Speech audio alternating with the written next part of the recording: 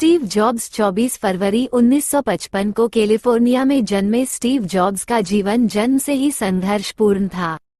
उनकी मां अविवाहित कॉलेज छात्रा थी और इसी कारण वे उन्हें रखना नहीं चाहती थी और स्टीव जॉब्स को किसी अच्छे परिवार में गोद देने का फैसला कर दिया, लेकिन जो गोद लेने वाले थे उन्होंने ये कहकर मना कर दिया कि वे लड़की को गोद लेना चाहते हैं।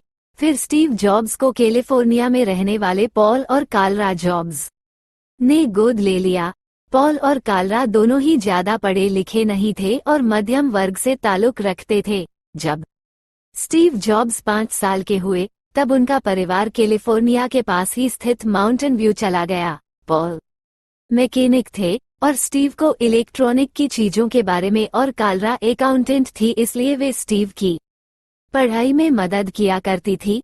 स्टीव ने मोटा लोमा स्कूल में दाखिला लिया और वहीं पर अपनी प्राथमिक शिक्षा पूरी की। इसके बाद वे उच्च शिक्षा कुपाटिन जूनियर हाई स्कूल से पूरी की और सन 1972 में अपनी कॉलेज की पढ़ाई के लिए ओरेगन के रीड कॉल में दाखिला लिया, जो कि वहां की सबसे महंगी कॉलेज थी।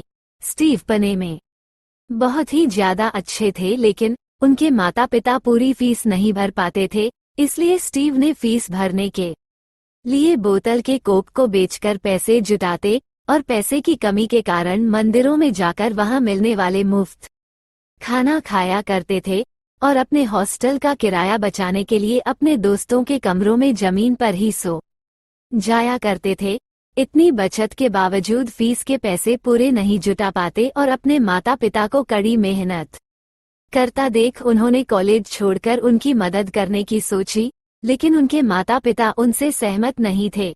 इसलिए अपने माता पिता के कहने पर कॉलेज में नहीं जाने के स्थान पर क्रिएटिव क्लासेज जाना स्वीकार किया। जल्दी ही उसमें स्टीव को रुचि बढ़ने लगी।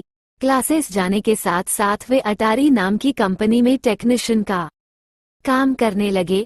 स्टीव आध्यात्मिक जीवन में बहुत विश्वास करते थे, इसलिए स्टीव अपने धर्म गुरु से मिलने भारत आए और काफी समय भारत में गुजारा।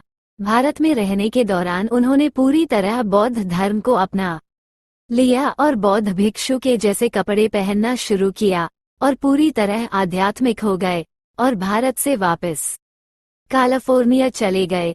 एप्पल कंपनी की शुरुआत सन 1976 में मात्र 20 वर्ष की उम्र में उन्होंने एप्पल कंपनी की शुरुआत की।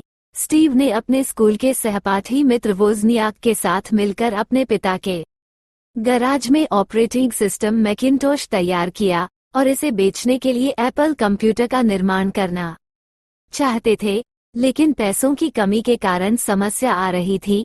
लेकिन उनकी ये समस्या उनके एक मित्र माइक मरकुल्ला ने दूर कर दी। साथ ही वे कंपनी में साझेदार भी बन गए और स्टीव ने एप्पल कंप्यूटर बनाने की शुरुआत की। साथ ही उन्होंने अपने साथ काम करने के लिए पेप्सी कोका कोला कंपनी के मुख्य अधिकारी जॉन स्क्ली को भी शामिल कर लिया।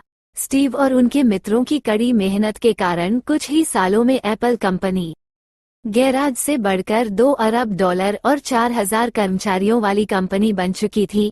एप्पल कंपनी से इस्तीफा, लेकिन उनकी ये उपलब्धि ज्यादा देर तक नहीं रही। उनके साझेदारों द्वारा उनको नापसंद किए जाने और आपस में कहासुनी के कारण एप्पल कंपनी की लोकप्रियता कम होने लगी। धीरे धीरे कंपनी पूरी तरह कर्ज में डूब गई और बोर्ड ऑफ डायरेक्टर की मीटिंग में सारे दोष स्टीव का ठहराकर सन 1985 में उन्हें एप्पल कंपनी से बाहर कर दिया।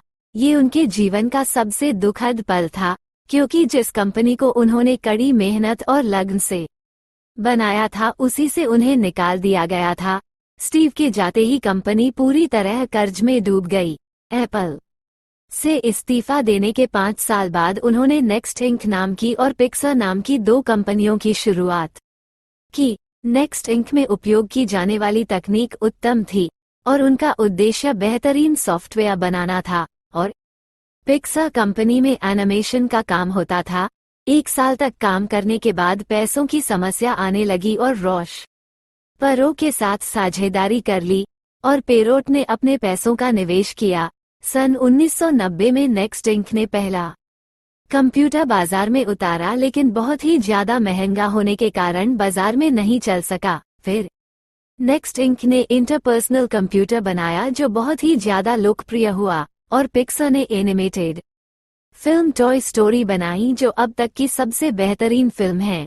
एप्पल कंपनी में वापसी। सन 1996 में एप्पल ने स्टीव की पिक्सर को खरीदा। इस तरह उनके एप्पल में वापसी हुई, साथ ही वे एप्पल के चीफ एग्जीक्यूटिव ऑफिसर बन गए। सन 1997 में उनकी मेहनत के कारण कंपनी का मुनाफा बढ़ गया और वे एप्पल के सीईओ बन गए। सन 1998 में उन्होंने iMac को बाजार में लॉन्च किया, जो काफी लोकप्रिय हुआ और एप्पल ने बहुत ही बड़ी सफलता हासिल कर ली। उसके बाद आईपैड, आईफोन, आईट्यून भी लॉन्च किए। सन 2011 में सीईओ पद से इस्तीफा दे दिया और बोर्ड के अध्यक्ष बन गए। उस वक्त उनकी प्रॉपर्टी $7 बिलियन हो गई थी और एप्पल दुनिया की दूसरी सबसे बड़ी कंपनी बन गई थी। निधन। स्टीव को सन 2003 से पेन क्रिएटिव नाम की कैंसर की बीमारी हो गई थी, लेकिन फिर भी वे रोज कंपनी में जाते ताकि लोगों को बेहतरीन से बेहतरीन टेक्नोलॉजी प्रदान कर सके, और कैंसर की बीमारी के चलते 5 अक्टूबर 2011 को पालो आल्टो, कैलिफोर्निया में उनका निधन हो गया।